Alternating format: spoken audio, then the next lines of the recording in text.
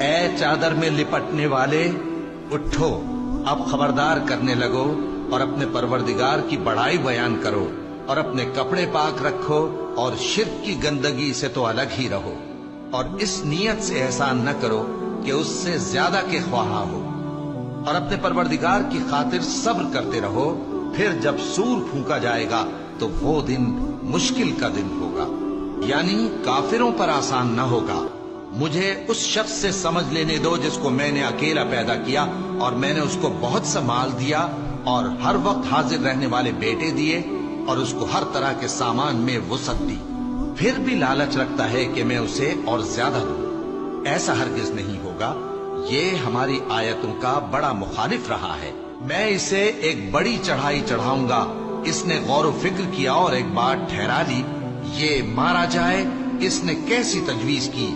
پھر یہ مارا جائے،